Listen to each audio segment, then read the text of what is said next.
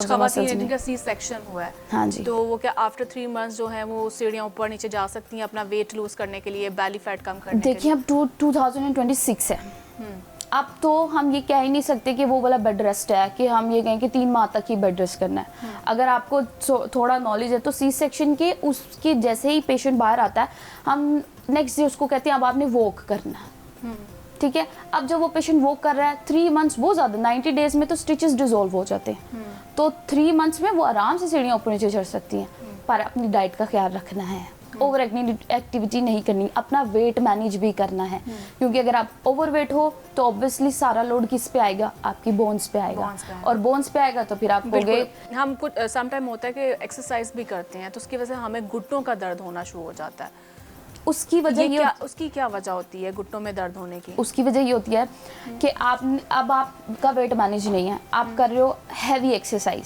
सेनरस exercise, तो आपके weight bearing joints कौन से हैं, एंकल और नी, वो वैसे ही आपका वजन लेके बैठे हुए हैं, और आपका एक स्पेसिफिक पोस्चर है। आप जैसे अब हम आपकी बात करें, कम से कम 2 घंटे तो आप इस पोस्चर में रहेंगी, नी आपके बैंड रहेंगे। अब जब आपकी नी बैंड रहेंगे तो मसल्स टाइटनेस होगी, जब मसल टाइटनेस होगी आपने खड़े होना, आपने कहना मेरा बहुत पेन हो रहा है, फिर वेट बेयर करोगे तो पेन होगा, इसके बाद आप एक्सरसाइज करोगे वजन आपके जॉइंट्स को मजीद, तो नॉर्मल स्ट्रेचिंग करना, स्लाइट वार्म अप करना और फिर एक्सरसाइज करना। हमारे यहाँ जब हमारे पास पेशेंट आता है ना, मैं तो एक्सरसाइज करता हूँ तो बट मेरी जॉइंट, आप वार्म अप तो पहले करो, ब्लड फ्लो तो थोड़ा जॉइंट में जाए, ब्लड फ्लो जाएगा, फिर वो वार्म अप होगा, थोड़ा हीट बनेगी, फिर आप एक्सरसाइज शुरू करो। इससे बहुत चांसेस होते हैं कि आपकी मसल्स डैमेज ना हो। अगर आपने वार्म अप नहीं किया और आप एक्सरसाइज की तरफ जा रहे हो तो पेन भी आएगी और मसल्स डैमेज भी होंगे। तो इसके लिए फिर हमें जिस तरह से हम देखते हैं कि कमर पेन हमें बहुत नॉर्मल रहती है, खवातीन में ये बहुत से मसाइल हैं, आपकी कमर पेन, फिर आपके ये जो नेक है इसके मिड वाला जो है जैसे, हाँ एग्जैक्टली, इधर बहुत ज़्यादा पेन रहती है, तो इसके लिए फिर हमें क्या करना चाहिए?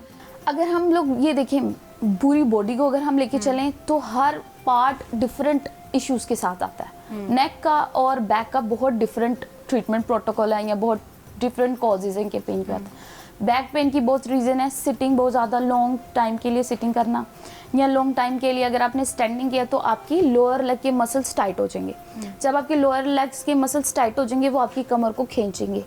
औरतों में अभी आपने कभी गौर किया होगा तो वो थोड़ी ओबीज होती हैं, हाउसवाइफ, पेट उनका बाहर निकला होता है। जब उनका पेट बाहर निकलेगा वो पेट जो है वो पूरा कमर वाले मसल्स को आगे की तरफ लेकर आएगा। अब जब कमर वाले मसल्स आगे की तरफ आएंगे, स्पाइन आगे की तरफ आएगी, तो फिर लॉर्डोसिस हो जाएगा, कमर खम खा जाएगी, जिसकी वजह से फिर वो कहेंगी कि भाई हमारी पीछे कमर में पेन रहता है। हाँ जी, तो उनको पेट मैनेज करना चाहिए, पेट मैनेज करना चाहिए, क्योंकि वजन है ना। आप अपनी बॉडी जिसमें हमारे फैट उसको कैसे कम करें?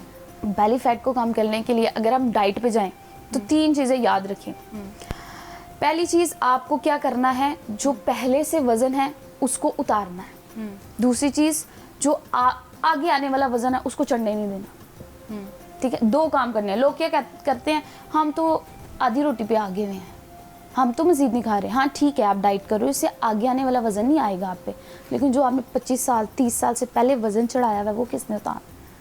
उसके लिए फिर डाइटिशियन गाइड करते हैं, वो बॉडी टाइप के हिसाब से, अगर आपको कोई कॉम्प्लिकेशन नहीं है, कोई एलर्जी नहीं है, ठीक है, फिर अगर आपको कोई कोमोबिटी नहीं है, या मतलब अगर हम आपको एक्सरसाइज गाइड करते हैं, हमें पता चलता है आपका बीपी बहुत हाई है, हम आपको जॉगिंग दे दें, आप तो वैसे ही सांस ले के ख़राब हो जाएंगे, तो वो फिर पेशेंट वाइज फिर हम उसको ट्रीटमेंट एक्सरसाइज पहले, ताकि वो मैनेजमेंट हो जाए, फिर मेंटेनेंस एक्सरसाइजेस पे जाते हैं। ठीक है, अगर हम एक्सरसाइज भी कर रहे हैं, ठीक है, फिर अगर डाइट भी बैलेंस हम ले रहे हैं, इसके बावजूद हम अगर घुटनों में है, बॉन्स में हमें पेन है, तो फिर हमें डॉक्टर से रुजू करना चाहिए।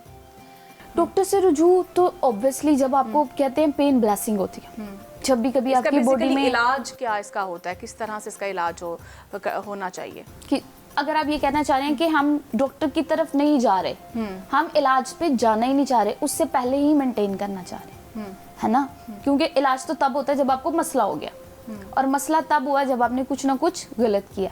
अब आप जा रहे हैं कि भाई हमें कुछ ऐसी चीज बता दो कि हम मसले की तरफ ही ना जाएं, तो उसके लिए कि अपनी एज वाइज डाइट रखें, एज वाइज अपनी एक्टिविटी रखें।